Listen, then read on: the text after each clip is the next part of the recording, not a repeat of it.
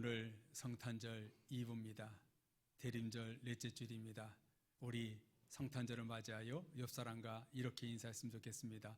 메리 크리스마스. 시작. 메리 크리스마스. 한 번 더 반갑게 손을 흔들며 메리 크리스마스. 시작. 메리 크리스마스. 구주나심의 성탄의 기쁨이, 구원의 축복이, 하나님의 은혜와 사랑이 여러분 가운데 풍성하게 임하기를 주의 이름으로 축복합니다. 예수님이 오신 것은 사실입니다. 팩트입니다. 이런 제목으로 오늘 대림절 마지막 주일 성탄절 2부를 맞이해서 말씀을 나누기를 원합니다. 이번 한 주간 제가 한 책을 보면서 제 눈에 확 크로즈업 되는 말이 있었습니다.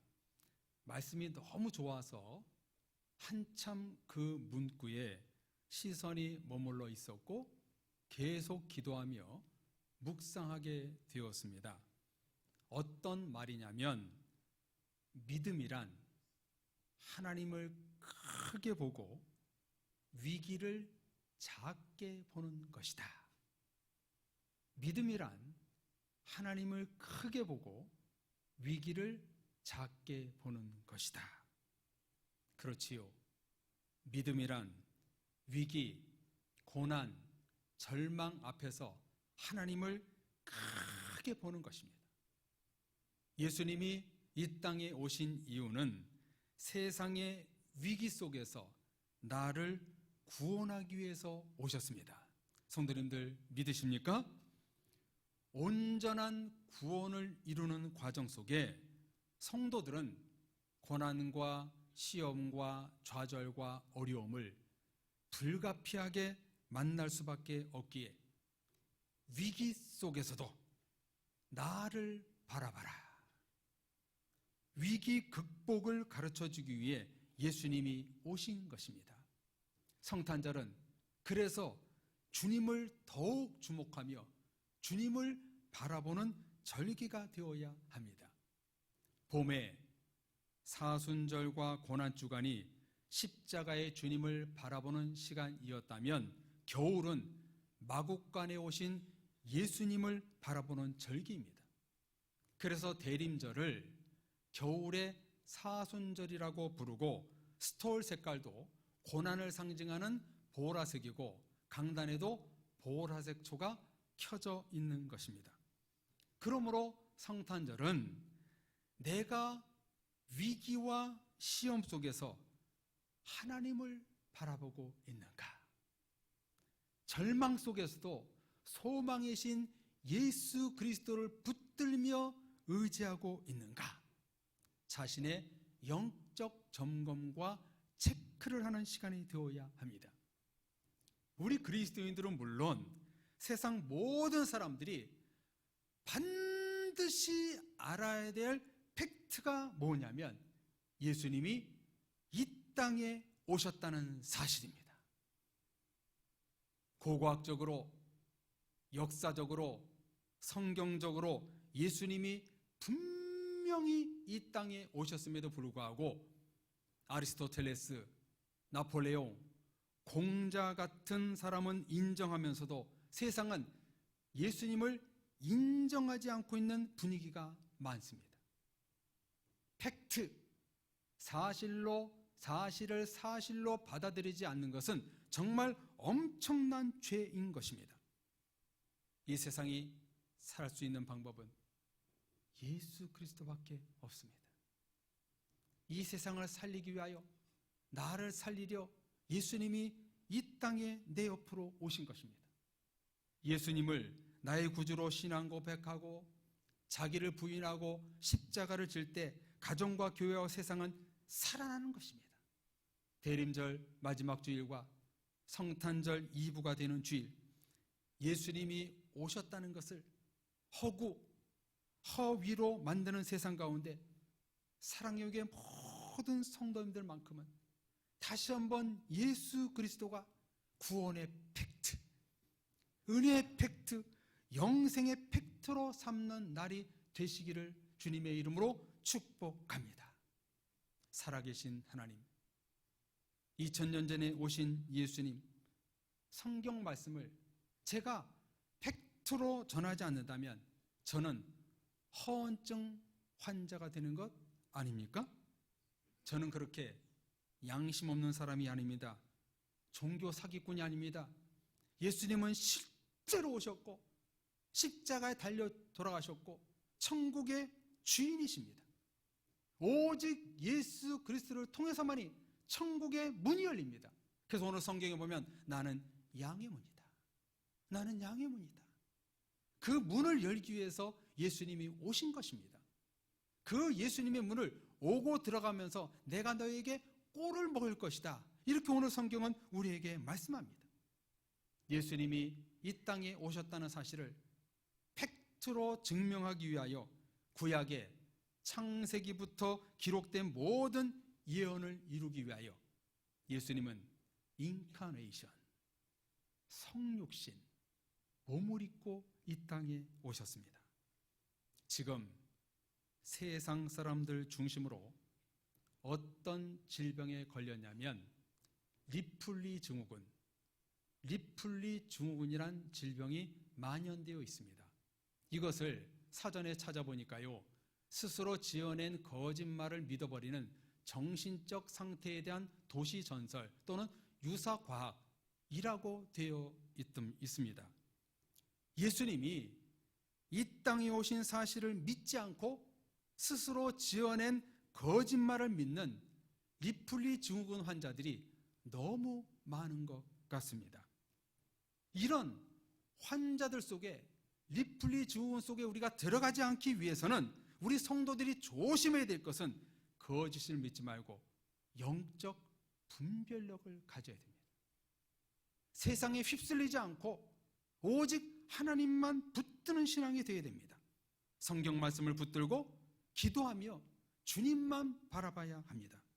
우리 스스로 나에게 주신 그 하나님의 값진 구원을 여러분 지켜야 됩니다.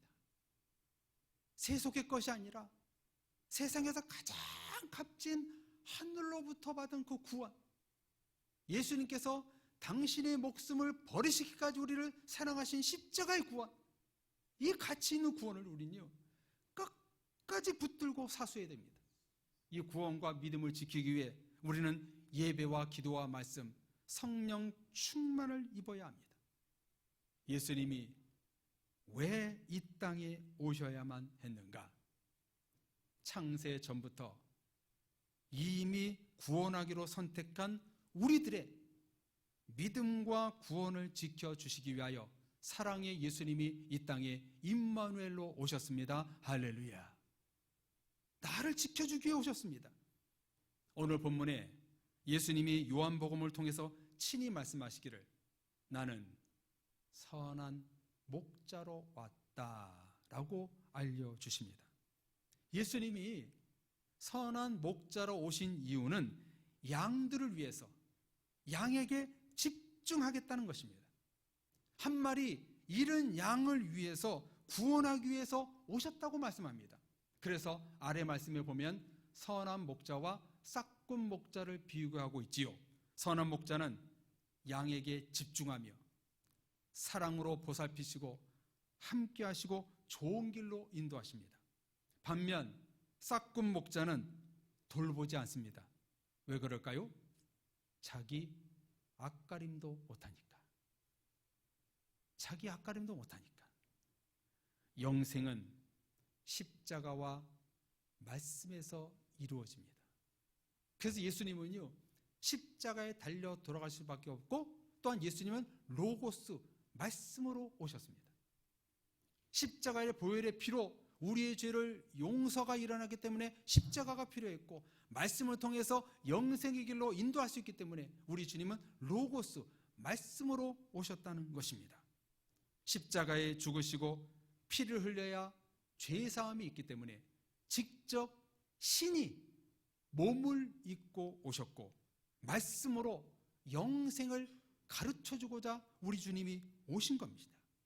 그래서 예수님은 이 땅에 오신 이유를 오늘 본문에서 직접 두 가지로 밝히고 계시는데, 첫째, 양들을 위하여 목숨을 버리기 위함이고, 둘째, 양에게 생명과 풍성을 주기 위함이라고 말씀하고 있습니다. 여러분, 주어가 뭐예요? 양들을 위하여, 저와 여러분들을 위하여 목숨을 버리고 생명과 풍성함을 주기 위해 이 땅에 오셨다고 친히 말씀하십니다. 목자는 양을 돌보고 보살피는 사람이지 죽이는 사람이 아닙니다. 양을 살리기 위하여 선한 목자 되신 주님이 무엇까지 하셨는가? 자기 목숨, 하나밖에 없는 목숨을 손수 버리신 거예요. 그 은혜를 깨닫는 날이 바로 이런 성탄 시즌이 되어야 되는 겁니다. 양인 나를 위하여, 부족한 나를 위하여 우리 주님이 친히 목숨을 버리셨다는 것, 이것을 우리는 알아야 되는 겁니다. 여러분, 그 양무리 안에, 구원의 무리 안에 누가 있나요? 저와 여러분들입니다. 고로 주님은 나를 살리기 위하여, 나에게 영생을 주기 위하여 나 한 사람을 보고 이 땅에 오셨다는 거예요.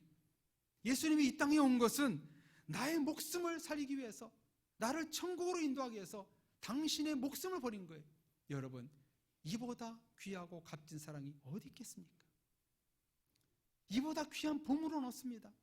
세상의 모든 것을 다 갖다 놔도 예수님이 정말 이렇게 목숨을 버리신 그 구원의 사랑, 어떤 것도 견줄 수가 없는 겁니다.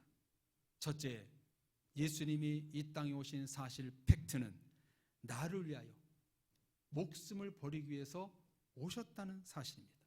여러분, 이 사실을 믿고 다시 한번 예수 그리스도 앞에 자신을 새롭게 변화시키는 이 절기가 되시기를 간절히 축복합니다. 예수님이 오신 두 번째 이유, 팩트는 양들에게 생명과 풍성함을 주기 위해서 오셨다는 것입니다. 여기 10절에 생명이란 영원히, 천국에서 영원히 사는 영생을 말하는 것이고요, 풍성함이란 세상 풍요로움을 말하는 것이 아니라 천국으로 가는 필수 조건, 예수님의 십자가, 구원, 은혜, 신앙 고백, 믿음을 흔들리지 않고 계속 유지하라는 뜻입니다. 믿음이 흔들리지 않기 위해 우리 주님은 말씀의 꼴로 우리를 풍성하게 인도하신다는 거예요.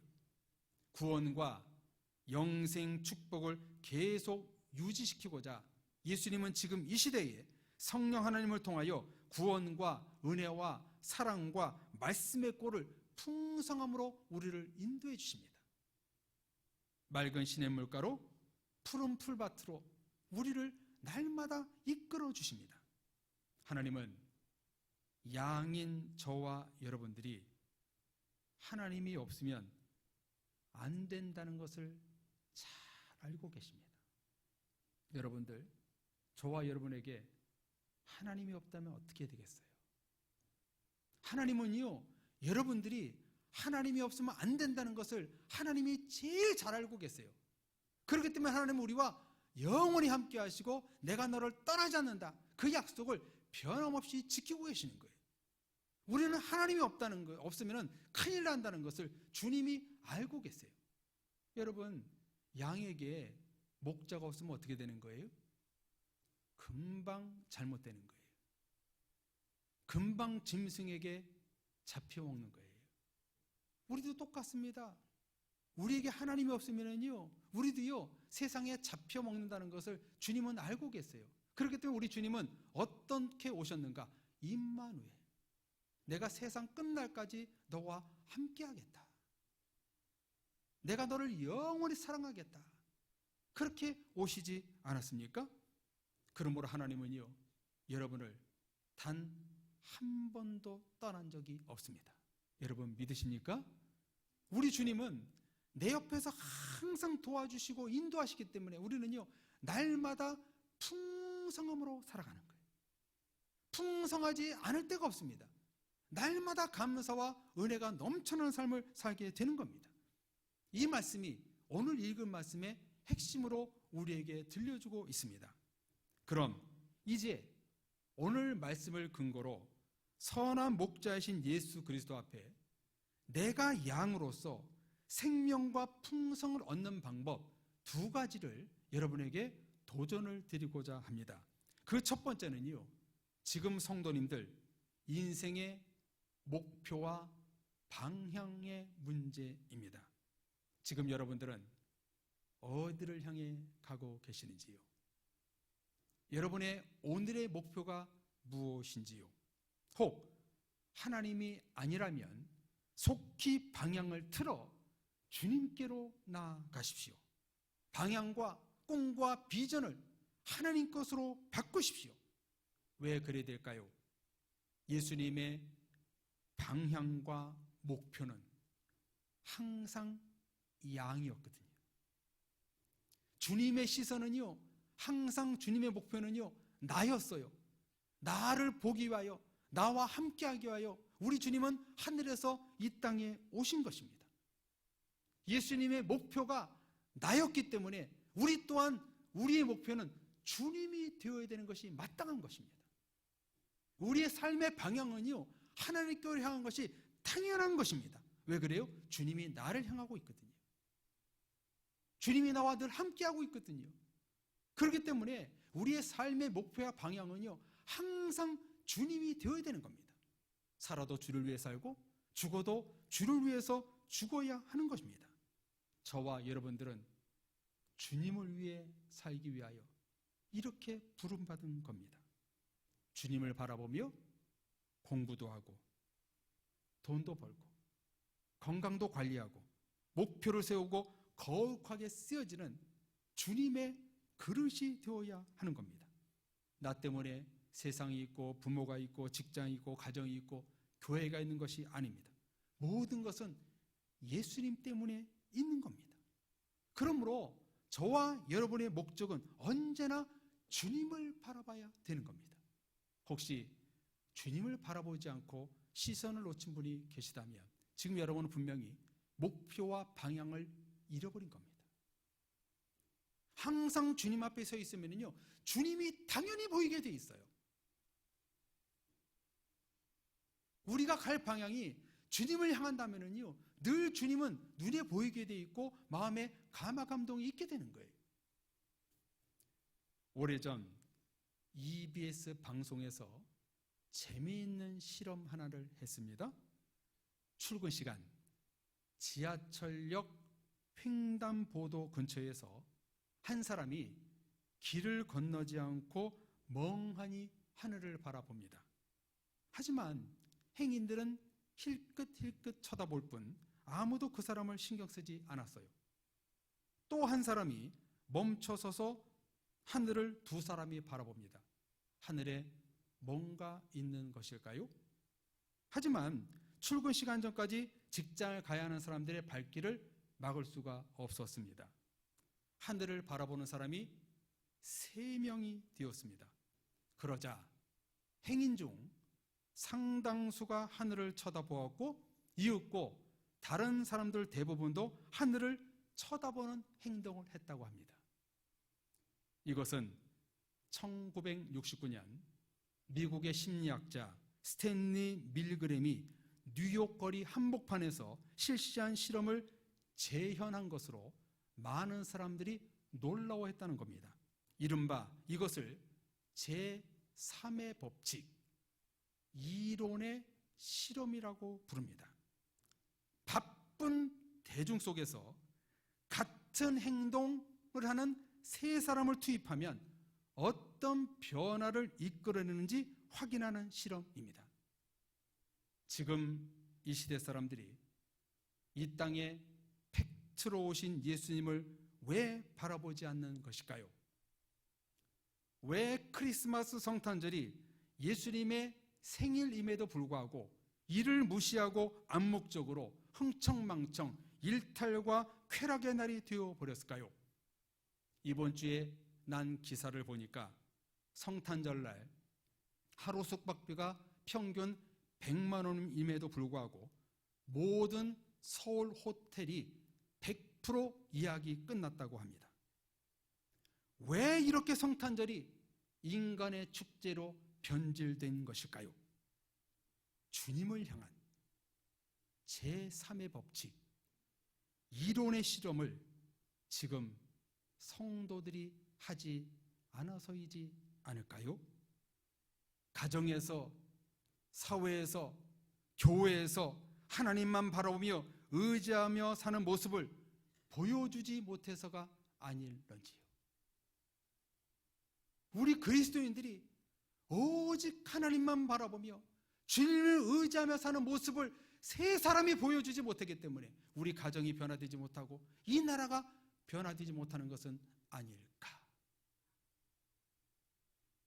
사랑의 가족 여러분, 성탄절을 맞아 동방 박사들이 예수님만 바라보며 별을 쫓아갔던 것처럼 주님만 바라보는 시간이 되시기를 주님의 이름으로 축복합니다. 하나님만 바라보며 사는 성도 3명만 있으면 내 주변에 그 사람도 주님을 바라보게 되는 놀라운 영적인 영향력이 펼치게 된다는 겁니다. 두 번째, 오늘 말씀을 통해서 여러분에게 들려주고 싶은 도전은 양이라는 한자입니다. 한번 양이라는 한자가 이렇게 쓰지요. 이것을 180도 돌리면 이런 글자가 됩니다. 그렇죠? 뒤집어 봤습니다. 그런데 이 글자를 보면은요, 두 가지가 합쳐진 말이에요. 이거 제가 발견한 건데요. 한번 보여주실래요? 주인 주자와 아래 사람 인자가 합쳐진 말이에요. 여러분 무엇입니까? 양은 어떤 사람인가? 사람 위에 주님을 두는 사람. 내 모든 일상에 주님을 가장 꼭대기에 앞세우는 사람이 바로 선한 목자를 따르는 양이 될 수 있다는 것입니다. 모든 것의 우선순위는 하나님입니다. 시작도 하나님, 끝도 하나님입니다. 저와 여러분들의 삶은 하나님으로 시작해서 하나님으로 끝이 나야 됩니다. 이것이 바로 선한 목자로 오신 예수님 앞에 양으로 사는 그리스도인의 삶이 되는 겁니다. 주님 밑에 사람이 있어야 되는데 사람 밑에 주님을 두고 가는 세상이기에 교만하고 성탄절날 주님이 주인공이 되지 못하고 있는 이 실정입니다. 사랑의 성도님들, 나의 삶의 제일 위에 언제나 하나님을 두는 그리스도인, 이게 바로 양으로서 선한 목자이신 주님을 떠받드는 삶입니다. 여러분의 우선순위가 무엇입니까? 하나님입니까? 세상입니까? 말씀입니까? 내 생각입니까? 하나님 앞에 나오는 예배입니까? 세상 바쁨입니까? 점점 세상은 무의미한 성탄절이 되어가고 있습니다. 사랑의 가족 여러분, 예수님이 이 땅에 오신 것은 팩트, 사실입니다. 예수님은 팩트로 이 세상에 오셨고 양들을 위하여 목숨을 버리기 위해 오셨고 또 저와 여러분에게 풍성한 생명과 풍성함을 위해 주시기 위해서 오셨습니다. 이 같은 사실이 나의 사실이 되는 성탄절이 되기 위해서는 첫째, 예수님을 바라보는 삶, 예수님을 내 삶의 머리 위에 두는 우선적인 삶, 이런 삶을 살았을 때 우리는 진정한 양이 될 수 있는 것입니다. 그때 생명과 풍성함의 축복이 주어지는 것입니다. 위기와 분노와 좌절과 거짓과 악기 난무하는 시대를 살아가고 있는 성도님들, 믿음이란 하나님을 크게 보고 위기를 작게 보는 것입니다. 양은 선한 목자로 오신 예수님을 날마다 크게 봤을 때 문제가 문제로 안 보이고 시험이 시험으로 안 보이는 겁니다. 여러분 지금 이 시간 마음이 번민이 있고 시험이 오고 낙심이 오는 분이 계십니까? 분명히 제가 100% 정답을 말씀드리는데 여러분 지금 하나님이 크게 안 보이는 겁니다. 하나님이 내 삶에 크게 비중을 차지한다면요 문제가 되지 않아요. 시험이 되지 않습니다. 주님이 내 삶에 크게 작용하고 있으면요 세상이 다 기뻐 보여요. 다 좋아 보여요. 얼마나 감사한지 몰라요. 거짓을 믿는 리플리 증후군이 되어가는 세상 속에 예수님의 존재를 사실로 받아들이는 은혜와 축복의 성탄절을 맞이하는 우리 사랑의 교회 모든 가족들 되시기를 주님의 이름으로 축원합니다. 그래서 선한 목자가 되신 주님의 생명과 풍성함이 넘치는 성탄의 기쁨을 만끽하시는 여러분들 되시기를 바랍니다. 한번 따라서 선포해 볼까요? 예수님이 이 땅에 오신 것은 사실입니다. 아멘. 이번 성탄절을 맞이하여 여러분의 삶이, 여러분의 신앙 가운데 예수님이 팩트로 다시 다가오셔서 다시 한번 새롭게 만나고 새롭게 거듭나고 내가 양으로서 무엇을 따라야 되는지 예수님을 바라보며 주님을 내 삶 속에 제일 위에 두는 삶을 통해서 생명과 풍성함을 마음껏 누리는 그런 삶을 살아가는 여러분들 되어서 주님 때문에 감사하고 기뻐하는 그런 성탄 시즌이 되시기를 주님의 이름으로 축복합니다. 오늘 말씀을 준비하면서 이 찬양을 준비했습니다. 이 찬양이 참 가장 적절한 것 같아요. 하나님, 내가 이 성탄절을 앞두고 내일 성탄절을 앞두고 내가 이 땅에서 오직 주님만 붙들고 내가 만족한 삶을 살겠습니다. 이렇게 찬양을 부르시고 또 기도할 때 오늘 말씀처럼 내가 양으로서 내가 양의 문으로 들어가기 위해서 구원의 문으로 들어가기 위해서 예수님을 바라보는 삶, 내 삶이 항상 주님을 앞세우는 그런 삶, 내가 그런 삶을 살겠습니다. 우리 찬양 부르고 같이 결단의 기도하겠습니다. 이 땅에 오직 주밖에 없네. 그 무엇도 나를 채울 수 없네. 주님의 평안 내 안에 있네. 그 무엇도 빼앗을 수 없네. 이 땅에 오직 주밖에 없네. 그 무엇도 나를 채울 수 없네. 주님의 평안 내 안에 있네. 그 누구도 빼앗을 수 없네. 이 땅에 오직 주밖에 없네. 그 무엇도 나를 채울 수 없네. 주님의 평안 내 안에 있네. 그 누구도 빼앗을 수 없네. 이 땅에 오직 주밖에 없네. 그 무엇도 나를 채울 수 없네. 주님의 평안 내 안에 있네. 그 누구도 빼앗을 수 없네. 이 땅에 오직 주밖에 없네. 그 무엇도 나를 채울 수 없네. 주님의 평안 내 안에 있네. 그 누구도 빼앗을 수 없네.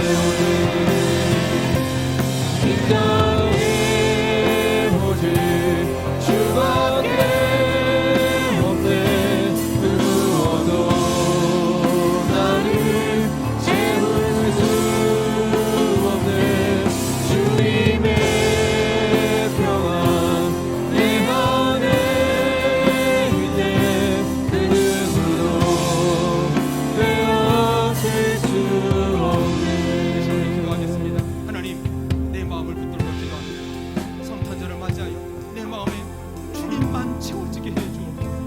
하나님만 바라보며 내가 주님을 앞세우는 그런 성탄절을 맞이하게 해주옵소서. 그래서 내가 양의 문, 구원의 문으로 들어가는 영생의 축복과 풍성함이 내 가운데 있게 하여 주옵소서.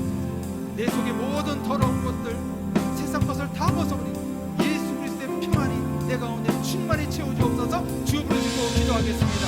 주여 하나님 아버지, 우리 마음 가운데 예수 그리스도로 채워지기를 원합니다. 성탄의 예수님, 마음간에 오신 예수님이 내 안에 충만히 채워지기를 원합니다. 지금 내 안에 예수님이 가장 커야 되는데 세상 것이 큽니다. 시험이 큽니다.